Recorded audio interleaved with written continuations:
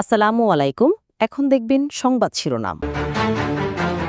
তেলের জন্য রাজধানীর পাম্পগুলোতে দীর্ঘ লাইন, আতঙ্কিত হতে মানা করলেন জ্বালানি মন্ত্রী। জেট ফুয়েলের দাম বেড়েছে ৮০ ভাগ। ঢাকা ট্রাফিক ব্যবস্থাপনার আধুনিকায়ন ও নতুন বাইপাস নির্মাণের নির্দেশ প্রধানমন্ত্রীর। ঋণের কিস্তি নিয়ে আইএমএফ প্রতিনিধি দলের সাথে বৈঠক। সংবিধান এবং জুলাই আকাঙ্ক্ষার অগ্রাধিকার নিয়ে বিএনপি জামায়াতের পাল্টাপাল্টি।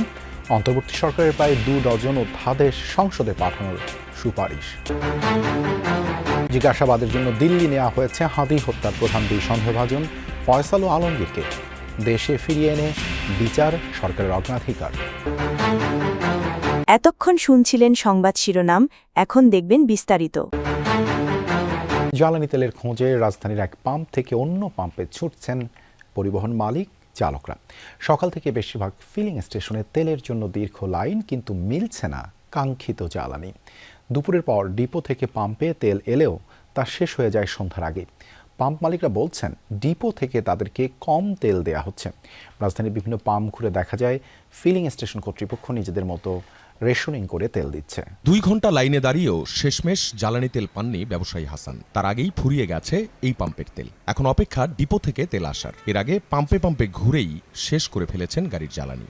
এই পরিমাণ তেল ছিল হবে না। গতকালকে একবার 10 লিটারের মতো তেল নেওয়ার জন্য 10 লিটার তেল নষ্ট হচ্ছে। আবার লাইনে দাঁড়ানো অনেকের বেলায় ঘটেছে এমন।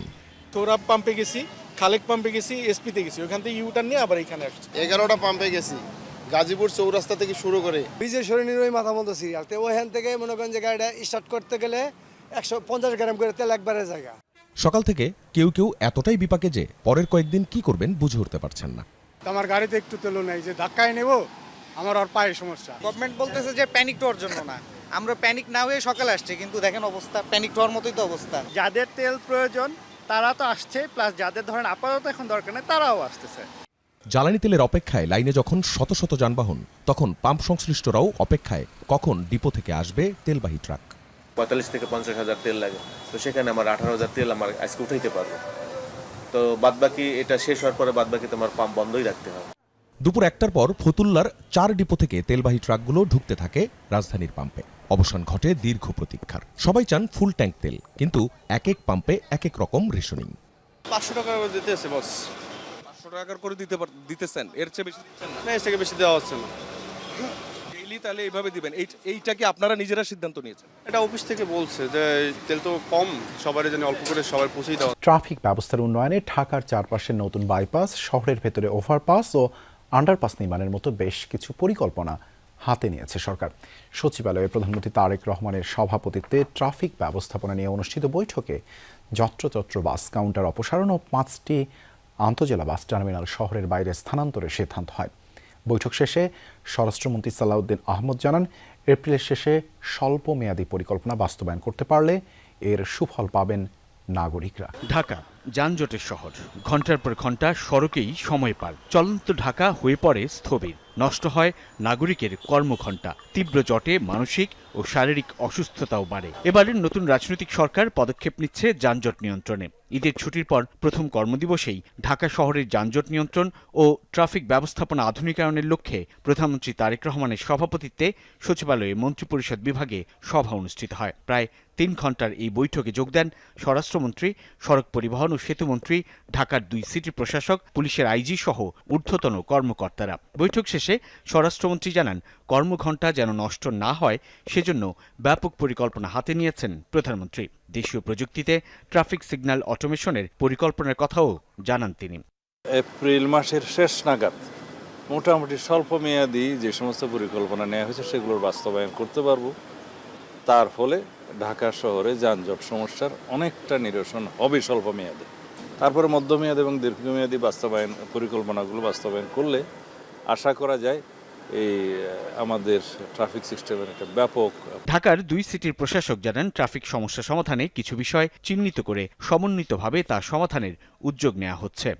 ট্রাফিক সমস্যাটা যেটা আছে এগুলো গাইড কিছু কিছু পিন পয়েন্ট করেছেন, এগুলো সমস্যার সমাধান দরকার।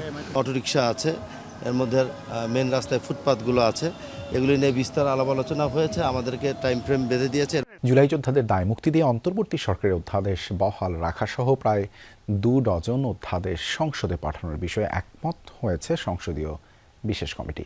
তবে গুম খুন প্রতিরোধ, পুলিশ কমিশন ও সুপ্রিম কোর্ট সচিবালয় সহ কিছু অধ্যাদেশে সংশোধনী দিয়েছেন বিশেষ কমিটিতে থাকা বিরোধী দলের সদস্যরা। জুলাই আকাঙ্ক্ষাকে প্রাধান্য দিয়ে সংবিধান অনুযায়ী অধ্যাদেশ পর্যালোচনার কথা বলেছেন আইনমন্ত্রী মোহাম্মদ আসাদুজ্জামান।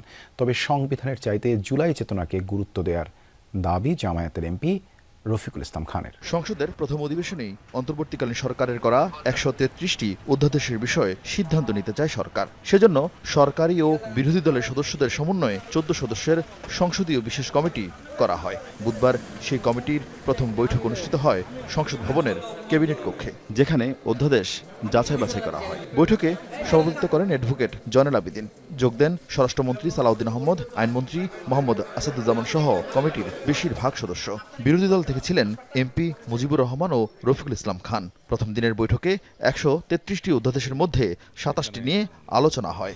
জুলাই যোদ্ধাদের তাদেরকে সেই নামে অভিহিত করা হয়েছে। গণ অভ্যুত্থানে যারা নেতৃত্ব দিয়েছে, অংশগ্রহণ করেছে, সেই বিষয়ে ইনডেমনিটি দেওয়ার একটা বিষয় অধ্যাদেশ আছে। যেমন এইগুলোকে আমরা গ্রহণ করব।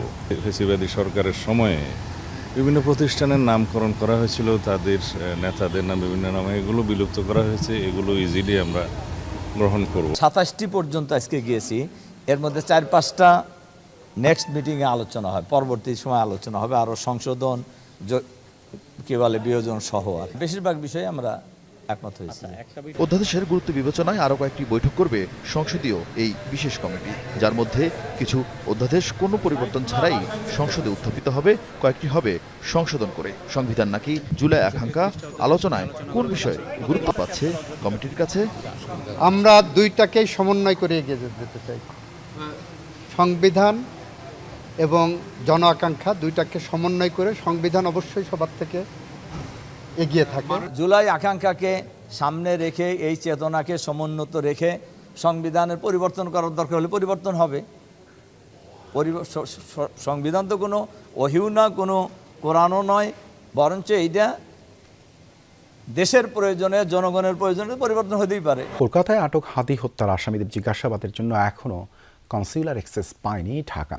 পররাষ্ট্র প্রতিমন্ত্রী বলেছেন, তাদের ফিরিয়ে এনে বিচার কার্যকর করা সরকারের অগ্রাধিকার। আর প্রতিবেশী দেশটি থেকে জ্বালানি আনার ব্যাপারেও সবুজ সংকেত মিলেছে বলে দাবি করেন তিনি। ইনকলাব মঞ্চের আহ্বায়ক প্রয়াত ওসমান হাদি হত্যায় সন্দেহভাজন ফয়সাল ও আলমগীরকে গ্রেপ্তারের পর 2 সপ্তাহে রিমান্ডে নিয়েছিল কলকাতা পুলিশ। তারপর দ্বিতীয় দফায় জেল গেটে আরও জিজ্ঞাসাবাদের জন্য তাদের দিল্লিতে নিয়েছে দেশটির গোয়েন্দা সংস্থা। আর ঈদের আগে তাদের ভারতে পালাতে সহায়তার দায়ে ফিলিপকে আটক করে জিজ্ঞাসাবাদ শুরু করেছে কলকাতা পুলিশ। ফয়সাল ও আলমগীর গ্রেপ্তারের পরপরই তাদের তথ্য যাচাইয়ে কনসুলার সুবিধা চেয়েছিল ঢাকা। 2 সপ্তাহ পার হলেও এখনো তার কোনো সুরাহা হয়নি।